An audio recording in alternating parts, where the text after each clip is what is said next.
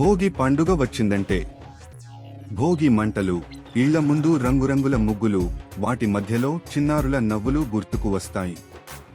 ఆ చిన్నారులపై భోగి పండ్లు పోయడం వెనక ఉన్న ఆచారం కేవలం సంప్రదాయం మాత్రమే కాదు, ఆరోగ్యంతో ముడిపడ్డ ఒక గొప్ప శాస్త్రమనే చెప్పాలి. రేగుపండ్లు, చెరకు ముక్కలు, పూలు, నాణేలు కలిపి పిల్లలపై పోయడం ద్వారా వారికి దీర్ఘాయుష్షు, ఆరోగ్యం, బలాన్ని కోరుతూ పెద్దలు ఆశీర్వదిస్తారు. తరతరాలుగా కొనసాగుతున్న ఈ ఆచారం వెనక ఉన్న ఔషధ విలువలను ఇప్పుడు వైద్య నిపుణులే అంగీకరిస్తున్నారు. రేగుపండ్లు తీపి, పులుపు, వగరు కలిసిన రుచితో పిల్లలకే కాదు, పెద్దలకు ఇష్టమైన పండు. అయితే ఇవి రుచితోనే కాదు, శరీరానికి అవసరమైన పోషకాలతో ఒక ఔషధాల గనిలా పనిచేస్తాయి.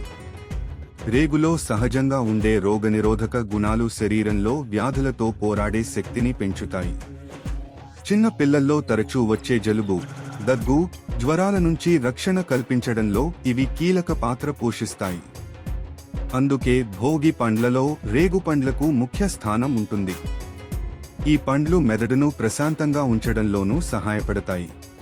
నిద్ర సరిగ్గా పట్టనివారు, ఎక్కువగా ఆందోళనకు గురయ్యేవారు రేగుపండ్లు తీసుకుంటే మనస్సుకు హాయిగా ఉంటుందని పెద్దలు చెప్పడం వెనుక కారణం ఇదే. చిన్నారుల్లో చలాకీతనం, ఏకాగ్రత పెరగడానికి కూడా ఇవి దోహదపడతాయి. అందుకే భోగి పండ్లు పిల్లలపై పోసేటప్పుడు బుద్ధి, బలం పెరగాలి అని ఆశీర్వదిస్తారు. సంక్రాంతి ఏ రోజు? పండుగ తేదీపై గందరగోళం, జీర్ణాశయ ఆరోగ్యానికి రేగుపండ్లు ఎంతో మేలు చేస్తాయి. వీటిలో ఉండే పీచు కడుపు పనితీరును మెరుగుపరచి అజీర్తి, పొట్టమంట, నోటి పుండ్లు వంటి సమస్యలను తగ్గిస్తుంది. పిల్లలైనా పెద్దలైనా తరచూ ఎదుర్కొనే కడుపు సమస్యలకు ఇది సహజ పరిష్కారం. ఆకలి నియంత్రణలో ఉండడంతో బరువు పెరగకుండా చూసే గుణం కూడా వీటిలో ఉంది. చర్మం, జుట్టు ఆరోగ్యానికి కూడా రేగు పండ్లు ఉపయోగపడతాయి. రక్తాన్ని శుద్ధి చేసే గుణం ఉండటంతో ముఖంపై మచ్చలు తగ్గి చర్మం కాంతివంతంగా మారుతుంది. జుట్టు రాలడం తగ్గి బలం పెరుగుతుంది. పిల్లల్లో చర్మ సమస్యలు రాకుండా, పెద్దల్లో ముందస్తు వృద్ధాప్య లక్షణాలు దరిచేరకుండా చేయడంలో ఇవి సహాయపడతాయి. టమాటా, కోడిగుడ్డు కూర ఇలా చేస్తే లొట్టలేసుకుని తినాల్సిందే. భోగి పండుగతో మొదలయ్యే సంబరాలు సంక్రాంతి రోజున పరాకాష్ఠకు చేరుతాయి. చిన్న పెద్ద తేడా లేకుండా అందరూ ఈ పండుగ కోసం ఎదురుచూస్తారు. 4 రోజుల పండుగల్లో సంక్రాంతికే ప్రత్యేకమైన గుర్తింపు ఉండటానికి కారణాలు ఎన్నో ఉన్నాయి. దీన్ని పెద్దల పండుగగా కూడా పిలుస్తారు. మరి సంవత్సరంలో ఎన్నో సంక్రమణలు ఉండగా మకర సంక్రమణకే ఎందుకు అంత ప్రాధాన్యం వచ్చింది అన్న ప్రశ్నకు సమాధానం తెలుసుకుంటే ఈ పండుగ గొప్పతనం స్పష్టంగా అర్థమవుతుంది. సూర్యుడు ఏడాదిలో 12 రాశుల్లో సంచరిస్తాడు. ప్రతి నెల ఒక రాశి మారినప్పుడు దాన్ని సంక్రమణగా పరిగణిస్తారు.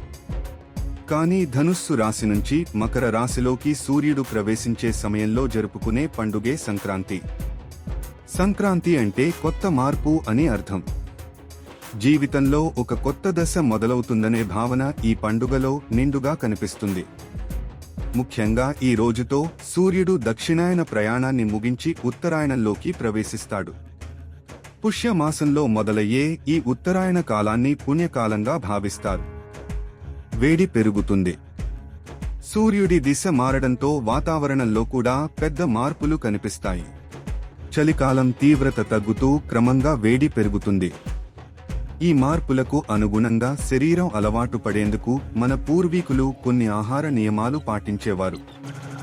అందులో భాగంగానే సంక్రాంతి సమయంలో నువ్వుల వినియోగం ఎక్కువగా ఉంటుంది. నువ్వులతో చేసిన వంటకాలు శరీరానికి శక్తిని అందించి వాతావరణ మార్పుల ప్రభావాన్ని తట్టుకునేలా చేస్తాయని నమ్మకం. పండిన పంట ఇళ్లకు.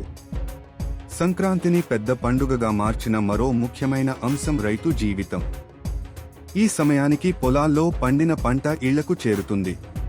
నెలల తరబడి చేసిన కష్టం ఫలించి గింజల రూపంలో చేతికి రావడం రైతులకు అపారమైన ఆనందాన్ని ఇస్తుంది. కొత్త ధాన్యాన్ని చూసి వచ్చే సంతృప్తి మాటల్లో చెప్పలేనిది. అందుకే ఈ పండుగను పంట పండుగగా కూడా పిలుస్తారు. కోడి పందేలు. సంక్రాంతి అంటే కొన్ని ప్రాంతాల్లో ప్రత్యేక వినోదాలు కూడా గుర్తుకు వస్తాయి. గోదావరి జిల్లాల్లో కోడి పందేలు పండుగలో భాగంగా నిర్వహిస్తారు. వీటిని చూడటానికి దూర ప్రాంతాల నుంచి కూడా ప్రజలు వస్తారు. ఒకప్పుడు ఇవి యుద్ధ నైపుణ్యాన్ని పరీక్షించే సంప్రదాయంగా ఉండేదని చెబుతారు. కాలక్రమంలో ఇవి పండుగ వినోదంగా మారాయి. ఎడ్ల పోటీలు.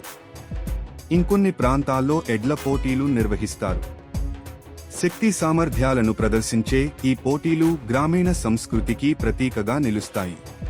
అలాగే గాలిపటాలు ఎగరవేయడం కూడా సంక్రాంతి ఆనందంలో భాగమే. పిల్లలు పెద్దలు తేడా లేకుండా అందరూ ఆకాశంలో రంగురంగుల పతంగులు ఎగరవేస్తూ సంబరపడతారు. కొన్ని చోట్ల ఈ పండుగను పతంగుల పండుగగా కూడా పిలుస్తారు.